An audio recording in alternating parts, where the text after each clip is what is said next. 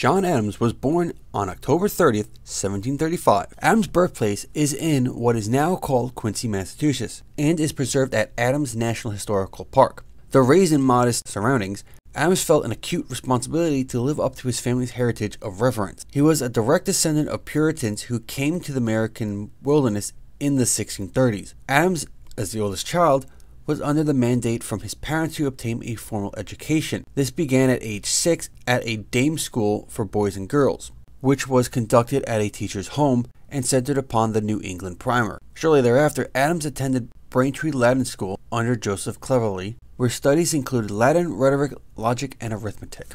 At age 16, Adams entered Harvard College in 1751. After graduating in 1755 with a Bachelor of Arts degree, he taught school for a few years at Worcester, Massachusetts. While pondering his permanent vocation, he decided to become a lawyer.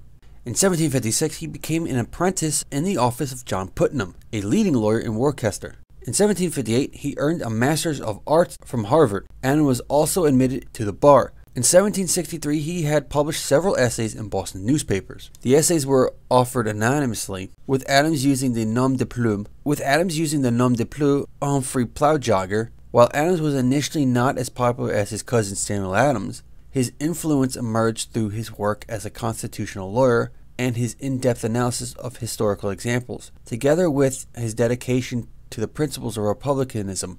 Adams married his third cousin Abigail Smith on October 25, 1764. They had 6 children, including future President John Quincy Adams. Adams in 1765 authored the Braintree Instructions, a letter sent to the representatives of Braintree in the Massachusetts legislature, which served as a model for other towns' instructions. In the piece, he explained that the Stamp Act should be opposed since it denied 2 fundamental rights guaranteed to all Englishmen, and which all free men deserved. In August of 1765, reprising his pen name Humphrey Plowjogger, he contributed 4 articles to the Boston Gazette. He delivered a speech in December before the governor and council, in which he pronounced the Stamp Act invalid on the ground that Massachusetts, being without representation in Parliament, had not given its assent. In 1766, a town meeting of Braintree elected John Adams as a selectman. On March 5, 1770, the Boston Massacre occurred, which resulted in British soldiers killing 5 civilians. The accused soldiers were arrested on criminal charges and expectedly had trouble finding legal representation. Adams ultimately agreed to defend them, though he feared it would hurt his reputation. In arguing these cases, Adams made his legendary statement regarding jury decisions. Facts are stubborn things, and whatever may be our wishes or inclinations or the dictates of our passion, they cannot alter the state of facts and evidence. Adams won an acquittal for 6 of the soldiers. 2 of them, who had fired directly into the crowd, were charged with murder but were convicted only of manslaughter.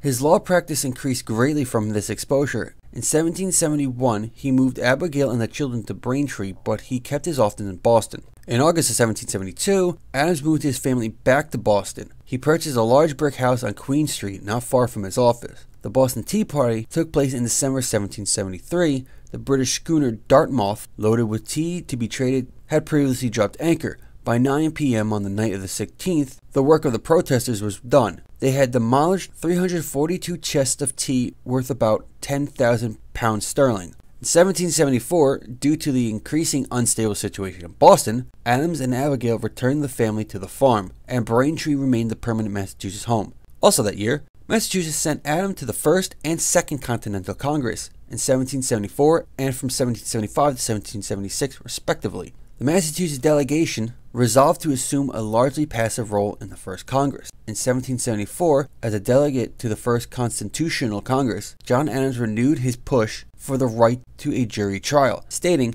"Representative government and trial by jury are the heart and lungs of liberty. Without them, we have no other fortification against being ridden like horses, fleeced like sheep, worked like cattle, and fed and clothed like swines and hounds." By early 1775, Adams became convinced that Congress was moving in the proper direction, away from its relationship with Great Britain. In June of 1775, he nominated George Washington of Virginia as Commander-in-Chief of the Army, then assembled around Boston. On June 7, 1776, he seconded the resolution which stated, "These colonies are, and of right ought to be, free and independent states." Adams also championed the measure until it was adopted by Congress on July 2nd.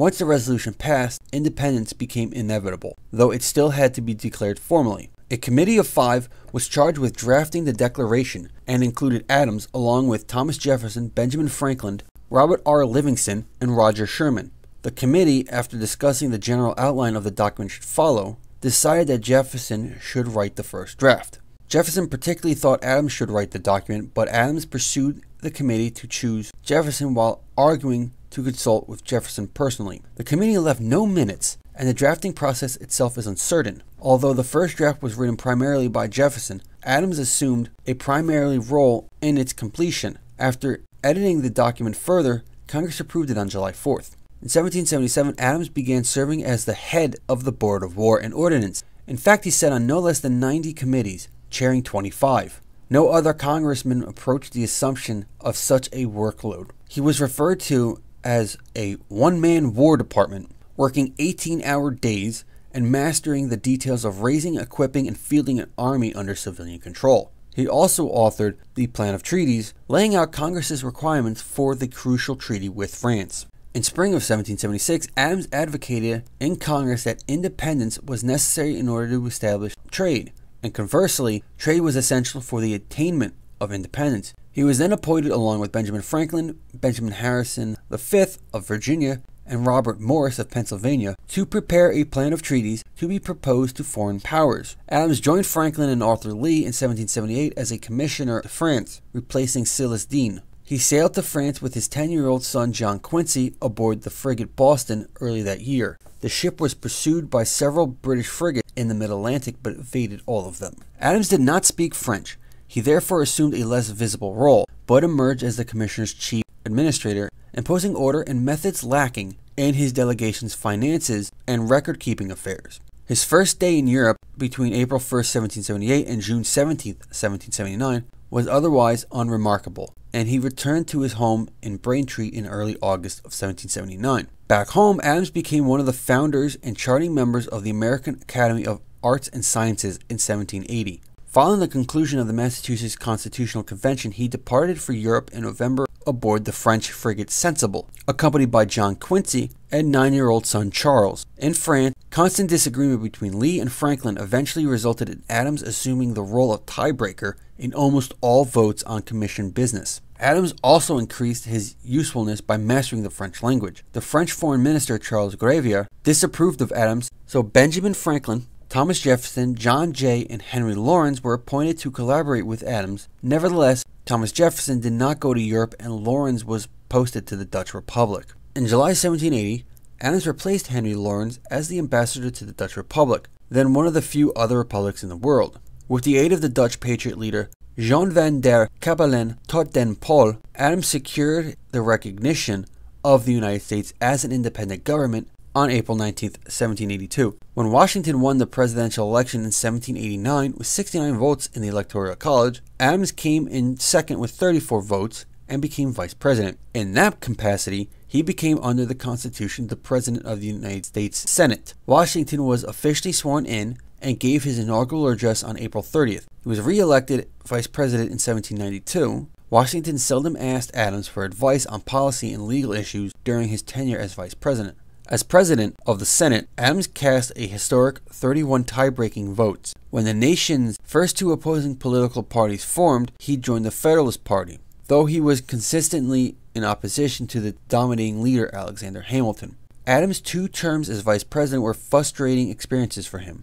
The 1796 election was the premier contest under the first-party system. Adams was the presumptive presidential nominee of the Federalist Party. The other Federalist candidate was Thomas Pinckney, the governor of South Carolina. At that time, there was no formal practice of naming a vice presidential nominee. The result was left to the Electoral College in determining the vice president as the second-place winner of electoral votes. Adams and Pinckney's opponents of the Democratic-Republican Party were former Secretary of State Thomas Jefferson of Virginia, who was joined by Senator Aaron Burr of New York as the party's second nominee. Keeping with the current practice, Adams stayed in his hometown, as did the others, rather than actively campaigning for the presidency. He specifically stated that he wanted to stay out of what he called the silly and wicked game of campaigning for office. The Federalist Party, however, campaigned for him, while the Democratic Republicans campaigned for Jefferson. It was expected that Adams would dominate the votes in the New England area, while Jefferson was expected to win the southern states. In the end, Adams won the election by a narrow margin and Jefferson became the vice president. In July of 1798, Adams signed into law the Act for the Relief of Sick and Disabled Seamen,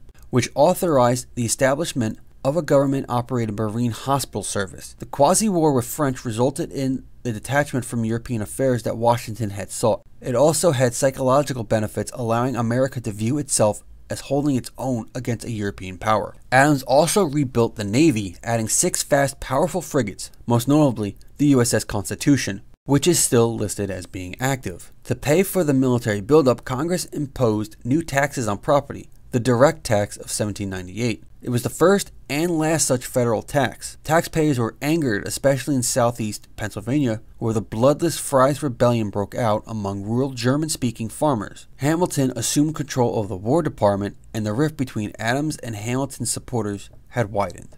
The death of George Washington in 1799 weakened the Federalists, as they lost the one man who united the party. In the presidential election of 1800, Adams and his fellow Federalist candidates, Charles Cotesworth Pinckney, opposed the Republican ticket of Jefferson and Burr. In the end, Adams lost narrowly to Jefferson, with New York providing the decisive margin. In the closing months of his term, Adams became the first president to occupy the new but unfinished President's Mansion, which later became known as the White House, beginning on November 1st, 1800. At the closing of his term, John Adams did not attend Thomas Jefferson's inauguration, departing the White House at 4 a.m. that day, and making him one of only 4 presidents surviving in office to not attend his successor's inauguration. Adams resumed farming at his home in the town of Quincy. He also began work on an autobiography which he never finished. After Jefferson's retirement from public life in 1809, Adams became more vocal. His daughter Abigail died of breast cancer in 1813. His wife Abigail then died of typhoid